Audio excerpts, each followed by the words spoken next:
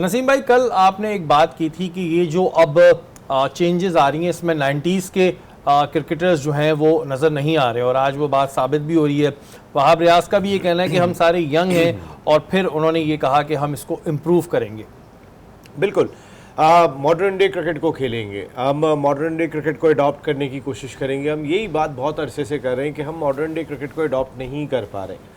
हम कहीं ना कहीं कुछ एक लैक रह जाती है हमारी क्रिकेट को, अगर हम कंपेयर करते हैं ऑस्ट्रेलिया से। इवन कि इंडिया जिस ब्रांड की क्रिकेट खेल रहा है इस वर्ल्ड कप में, एशियाई टीमों में उन्होंने ख़ुद को एक फ़र्क साबित किया है, और ये फ़र्क हम भी दिख रहे थे बिफोर एशिया कप के। हम वर्ल्ड नंबर 1 टीम बन गए थे और उम्मीदें बहुत सारी जगी थी, लेकिन हमने फिर उसी ब्रांड की क्रिकेट खेली कि जिस ब्रांड की हम खेलते हैं। हमने कुछ अडॉप्ट करने की कोशिश नहीं की। हम जो श्रीलंका की पिचेस होती हैं, जो ब्रांड की क्रिकेट हम वहाँ खेलते हैं, वही ब्रांड की क्रिकेट हम इंडिया की top class batting favourable pitches पे जाके खेलते हैं। जैसी अगर पिच आपकी चेंज हो गई तो आपका माहौल बदल जाना चाहिए। अब ये आपको चिन्ना स्वामी स्टेडियम में जो पाकिस्तान ने मैच खेला था अगेंस्ट न्यूजीलैंड, आपको दिखाई दिया फ़खर जब पिच थी तो अपने अंदाज से ही खेल रहे थे, और ऐसे सारी दुनिया खेलती है। यही बात वहाब करते हुए दिखाई दी। देखिए, जहाँ तक वहाब रियाज की बात है, मैंने कल भी ये बात कही थी, मुझे जो सबसे बड़ी तशवीश दिखाई देती है इस टीम में वो ये कि हफीज़ मोस्टली क्रिकेटर्स के साथ क्रिकेट खेले हुए हैं जो उनके साथ मौजूद होंगे डग आउट में भी, ड्रेसिंग रूम में भी। वहाब रियाज मोस्टली खिलाड़ियों के साथ क्रिकेट खेल चुके हैं, वो भी आप चीफ सेलेक्टर है।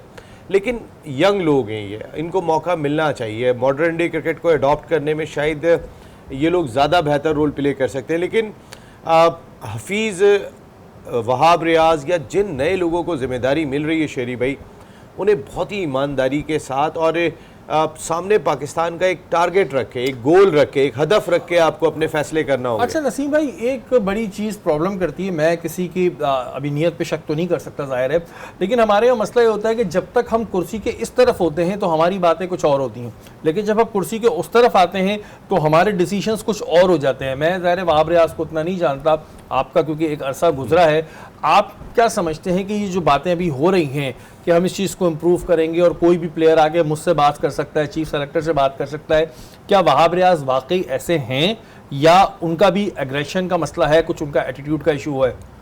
वहाब बहुत सुलझे हुए इंसान है। Wahab as a fast bowler मैंने खासी सुलझी हुई बात करते हैं। अभी मेरी 2 हफ्ते पहले, 2.5 हफ्ते पहले लाहौर में उनसे मुलाकात हुई थी। वहाँ पे एक तकरीब के अंदर वहाब रियाज आए हुए थे वहाँ पे।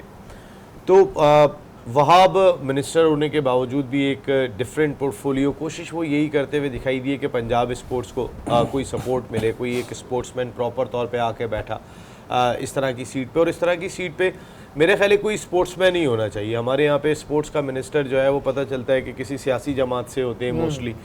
आपको स्पोर्ट्स मिनिस्टर जिन्होंने कभी हॉकी भी नहीं खेली होती, हाँ, किसी एक स्पोर्ट्समैन को तो लें, उसको ग्राउंड की फील है, उसको ग्राउंड में खिलाड़ियों के दर्द का एहसास है।